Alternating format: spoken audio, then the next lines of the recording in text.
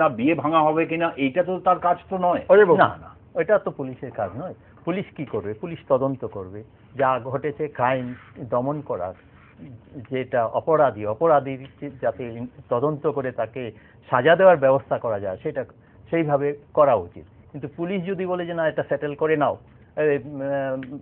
ভিকটিমকে যদি প্রেশারাইজ করা হয়, পুলিশ করুক বা তার অন্য কারোর মাধ্যমে করুক, সেটা খুবই অন্যায়। আমি ঠিক আপনার এই জায়গা থেকে কিউ নিয়ে যাব। আমাদের যে তরুণী আমাদের সিটি স্টুডিওতে রয়েছেন তার কাছে, আপনি কোনো সময় কি কোনো চাপের মুখে পড়েছেন, জেরার সময় কোনো সময় কি আপনাকে বলা হয়েছে যে এই ব্যাপারটাকে হাসাপ করে যে তরুণ এই ঘটনাটি ঘটিয়েছে তার সঙ্গে যদি সম্পর্ক আবার পুনঃস্থাপন করা যায়, অথবা যে যার সঙ্গে বিয়ে ঠিক হয়েছে তার থেকে যদি বেরিয়ে আসা যায়, এরকম কোনো চাপ কি আপনি পরোক্ষ বা প্রত্যক্ষভাবে কোথাও পেয়েছেন? আমি প্রথম থেকে আপনাদের ঘটনাটা জানাই। যখন ওরা ধরে অনুপ গুপ্তাকে অ্যারেস্ট করে, ধরা পড়ার প্রায় শুনলাম যতটা উনারাই আমাদের বলেছিলেন, ধরা পড়ার প্রায় কিছুক্ষণের মধ্যেই ও ডিক্লেয়ার করে, মানে স্বীকার করে যে আমি এটা প্ল্যান করেছিলাম এবং এর পিছনে অনেকের হাত আছে, এই টাকা কামানোর জন্য আমি করেছিলাম। এটা কিন্তু আমার কাছে এই খবরটা দেওয়া হয়েছিল এবং ওটা সত্যিই ছিল ঘটনাটা, যেটা আমি বলেছিলাম। তার কিছুক্ষণের পরেই আমি শুনলাম যে ও তো বিয়ে করতে চাইছে, তুমি কি বিয়ে করবে? আমার একটা কথা এখানে, যদি সেই ছেলেটি আমাকে কোনো একটা সময় বলেছিল যে আমি বাজে মেয়ে, তাহলে আজকে সে আমায় বিয়ে করতে চাইছে কেন? কোনো বাজে মেয়েকে কোনো ছেলে বিয়ে করতে চাইবে না, প্রথম পয়েন্ট এটা। দ্বিতীয় পয়েন্ট এটা, আমি ওকে বিয়ে করবো কেন? ও কে হয়? আমি ওকে চিনি না, জানি না, এবং সে আমার জীবনে এত বড় একটা ক্ষতি করলো, তাকে আমি বিয়ে করবো কেন? আমার এখন যার সাথে আমার বিয়ে ঠিক হয়েছিল সে আমার কাছে সবকিছু, সে আমার গার্জিয়ান, সে আমার বন্ধু, সে আমার সবকিছু, তাকে ছেড়ে আমি একে কেন বিয়ে করতে যাবো? কেন? এই যে ছেলেটি যার সঙ্গে আপনার বিয়ে ঠিক হয়েছিল, আমরা একটা খবর পাচ্ছি যে লালবাজারে ডেকে এনে তাকে এবং তার বাবা মাকে এমন কিছু কথা বলা হয়েছে যাতে আপনার সঙ্গে 30শে নভেম্বরে যে বিয়েটি নির্ধারিত ছিল, যেটি আপনি বলছেন ভেঙে গেছে, সেটাও কি তার একটা অন্যতম কারণ হতে পারে? আপনি আরেকবার একটু বলুন, একটু শুনতে পেলাম না। যে ছেলেটির সঙ্গে আপনার বিয়ে ঠিক হয়েছিল 30শে নভেম্বর, সেই ছেলেটিকে আমরা শুনতে পাচ্ছি লালবাজারে ডেকে এনে তাকে খানিকটা হলেও চাপ দেওয়া হয়েছে যে সে যেন এই যে সম্ভাব্য বিয়ে সেই বিষয়টি থেকে সরে আসে, এবং তাকে বলা হয়েছে যে কেন সে এই ধরনের একটা ঘটনার সঙ্গে নিজেকে যুক্ত করছে। এমন কোনো চাপ কি সেই ছেলেটিকে দেওয়া হয়েছে বলে আপনার কাছে কোনো খবর আছে? হ্যাঁ, আমার কাছে খবর আছে যে তাকে এরকম ভাবে চাপ দেওয়া হচ্ছে এবং সব দিক দিয়ে দেওয়া হচ্ছে, এবং কেন করা হচ্ছে সেটাই আমার প্রশ্ন, যে কেন এটা করা হচ্ছে। তার সাথে আমার বিয়েটা না হয় নাই হলো, কিন্তু তাকে এরকম ভাবে প্রেশার ক্রিয়েট করে তার লাইফটা হ্যারাস করার কি মানে? আমরা আসবো আবার সেই তরুণীর কাছে। সুজিত, যে বিষয়টি উঠে এলো সেই বিষয়টিতে পুলিশের যে ভূমিকা, সেই ভূমিকা কিন্তু খুব স্বচ্ছ নয়, একেবারে নক্কারজনক ব্যাপার। এইটা যদি সত্য প্রমাণ, ওনার স্টেটমেন্ট উনি যখন দিচ্ছেন, এটাকে তো অবশ্যই প্রণিধান, এবং আইনজীবীও বলছেন যে এরকম খবর ওদের কাছে রয়েছে। তাহলে জনতা কিন্তু মানে এটা কিন্তু আমি উদ্দীপন বাবুর কাছে, উদ্দীন বাবু, আপনি যখন নেক্সট 25 তারিখে কেস উঠবে তখন কি আপনি এই বিষয়টি তুলে ধরবেন আদালতের কাছে? এই বিষয়টি তুলে ধরার, দেখুন আমরা লিগ্যাল অ্যাসপেক্টস এর বাইরে কখনো যেতে পারি না। আর আমার ব্যক্তিগতভাবে যদি আমার লিগ্যালি পুলিশ কি পারে কাউকে চাপ দিতে? না, কোনোদিনই পারে না। আর আমি এটা বলি আপনাকে যে ওর এগেনস্টে যে ধরনের ধারা দেওয়া হয়েছে, ও আপাতত ওর জামিনের কোনো প্রশ্ন ওঠে না, এবং পুলিশ জানে খুব ভালো মতন এই রাস্তা ছাড়া ওকে বাইরে বের করার আর কোনো জায়গা নেই। সেই জায়গা নেই বলেই এই ধরনের কাজকর্ম। এই ধরনের, আমি একটা জিনিস বুঝতে পারছি না যে পুলিশ, দেখুন আমি যদি অন্যভাবেও ভাবি যে পুলিশ এরকম করছে, এটাও তো পুলিশ বোকামো করছে। কারণ যদি আমি মেনে নিচ্ছি যে যেই ছেলেটির সঙ্গে ওর বিয়ে ঠিক হয়ে গেছে, সেই ছেলেটি বললো ঠিক আছে মেয়েটির সঙ্গে বিয়ে দিয়ে দাও, মেয়েটি কি রাজি? মেয়েটি যদি রাজি না থাকে বিয়ে কার সাথে দেবে? 1 নম্বর পয়েন্ট।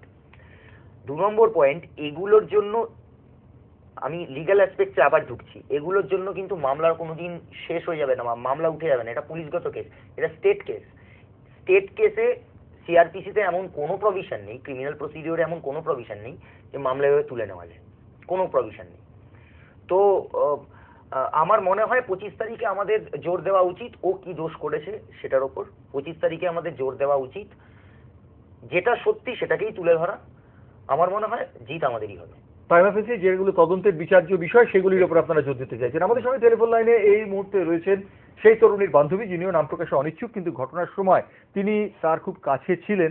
তার কাছ থেকে একবার জেনে নেব, আপনি সেই সময়টি এই যে তরুণী যিনি ভিকটিম হয়েছেন তার সম্পর্কে আপনি সবটাই জানেন।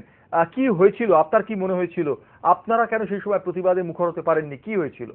আমাদেরকে ওর সামনে মানে আমাদেরকে একদম মানে ভুলভাবে ওকে প্রেজেন্ট করা হয়েছিল। অনুপ যে সে একদম ভুলভাবে ওকে আমাদের সামনে প্রেজেন্ট করেছিল। আমরা একই সাথে পড়তাম, পরে আমাদের একটা খুব ঘনিষ্ঠ মানে ফ্রেন্ড সার্কেল ছিল। অনুপ এসে ওকে মানে আমাদের ফ্রেন্ড সার্কেলে পরে জয়েন করে এবং ক্রমে আমাদেরকে ওর এগেনস্টে মানে বিভিন্ন ভুল রকম মন্তব্য করে আমাদেরকে একদম, এবং আমাদেরকে এমন করা হয়েছে দেখা যাচ্ছে যে ও টাকা দিচ্ছে, এরকম বিভিন্ন ভুলভাল জিনিস আমাদের সামনে পেশ করে মানে আমাদেরকে একদম পুরোপুরি ওর এগেনস্টে করে দেওয়া হয়। এরপর ক্রমে 14 ফেব্রুয়ারি ওকে একটা মিথ্যে কারায় ফাঁসানো হয়। ফাঁসিয়ে ওকে মানে ওর বিয়েটা ভাঙার জন্য 30শে নভেম্বর পুরো ষড়যন্ত্র করে সব রকম করে মানে আমি কি বলবো এই ব্যাপারে পারছি না। মানে আমি আমি নিজেও হয়তো কোথাও দোষী, কারণ ওই সময় হয়তো মানে ওর সাপোর্টে থাকতে পারিনি। তো 14ই ফেব্রুয়ারি একটি মিথ্যে খেলা ওকে ফাঁসিয়ে দিয়ে ওর বিরুদ্ধে বিভিন্ন রকম ষড়যন্ত্র করে ওর আজ এই একটা জায়গায় আজ এসেছিল অনেক কষ্ট করে, ছোট থেকে অনেক কষ্ট করে। ও মেয়েটি খুবই ভালো, আমরা তো ওর সাথে এতদিন থেকে। আমি আপনাকে একটা জিনিস জিজ্ঞাসা করবো, আমার শেষ প্রশ্ন আপনার কাছে। আপনি যে কথা টেলিভিশন ক্যামেরার কাছে বললেন, যদি আপনাকে সেখানে সাক্ষী হিসেবে এই সাক্ষ্য দিতে হয়, আপনি কি একই কথায় অবিচল থাকবেন? নিশ্চয়ই, কেন নয়, ব্যাপারটা তো একই একদম একভাবে আমি সমর্থন। ধন্যবাদ। আমরা অনুষ্ঠানের প্রায় শেষ পর্বে এসেছি। আমরা একবার সরাসরি চলে যাব আমাদের সেই ভিকটিম তরুণীর কাছে, যে তরুণী একটা অন্যায় ঘৃণ্য চক্রান্তের শিকার হয়েছেন, যদিও এটি সাবজুডিস। তার কাছে জানতে চাইবো তিনি কি চান, কাদের কাছে তার আর্তি তুলে ধরতে চান, কাদের কাছে তার বক্তব্য রাখতে চান, কাদের দরবারে তিনি নিজেকে নিয়ে যেতে চান এবং কি বলতে চান আজকে R+-এর মাধ্যমে আপনি বলুন। আমার একটাই কনসার্ন ছিলাম আমি, যে আমার যার সাথে বিয়ে ঠিক হয়েছে সে আমার কাছে সবকিছু সে সত্যিটা জানুক, সেটা আমি জানিয়ে ফেলেছি। এবার আমার কাছে এখন আমার একটাই যে যারা এর মধ্যে জড়িত আছে এবং যেই কাজটি করেছে তারা সকলে শাস্তি পাক এবং তারা আমাকে যেরকম বিচ্ছিন্নভাবে এক্সপোজ করেছে, যেটা আমি নয় সেটা দেখি, যে তারা এবার এক্সপোজ হোক যে তারা কিরকম। এর জন্য যদি আমাকে যেখানে যেতে হবে, আমাকে মুখ্যমন্ত্রীর কাছে আমি একটু, আমার মুখ্যমন্ত্রী মমতা বন্দ্যোপাধ্যায়ের কাছে আমি একটুখানি এই ব্যাপার নিয়ে কথা বলতে চাই, এবং আমাদের কলকাতা পুলিশের সবথেকে উচ্চপদস্থ যিনি এবং দময়ন্তী সেন, সবার কাছে আমি একবারই আর্তিটা করতে চাই যে আমাকে প্লিজ বাঁচান, এটা ষড়যন্ত্র ছিল, আমাকে যেটা দেখানো হয়েছে সেটা তো নয়, প্লিজ আমাকে একটু হেল্প করুন।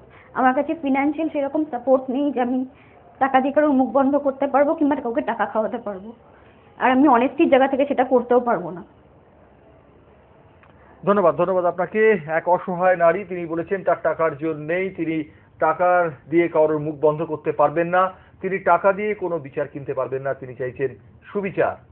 R+, যাদের জার্গন সবার আগে সবার পাশে, আমরা সবার আগে সবার পাশে এই তরুণীর কাছে এসে দাঁড়িয়েছি, তার পাশে রয়েছি, আবারও থাকবো। 25 তারিখে আবার আপনাদের কাছে এই নাটকের পরবর্তী অঙ্ক আমরা উন্মোচিত করব। এই তরুণীকে জীবনে বৃত্তে ফেরাবার জন্য যারা কাজ করছেন, সেই দুজন আমাদের সঙ্গে স্টুডিওতে রয়েছেন। উদ্দীপন বাবু পেশাগত তাগিদে, এবং আমাদের সঙ্গে রয়েছেন ইন্ডিয়া স্মাইলসের পক্ষ থেকে অজয় রায়। তাদের কাছেও আমাদের অনুরোধ থাকবে, আপনারাও এগিয়ে চলুন, আমরা পাশে আছি। ধন্যবাদ আপনাদের। আমাদের দর্শকরা নিশ্চয়ই আমাদের পাশে থাকবেন। ধন্যবাদ। শুভরাত্রি।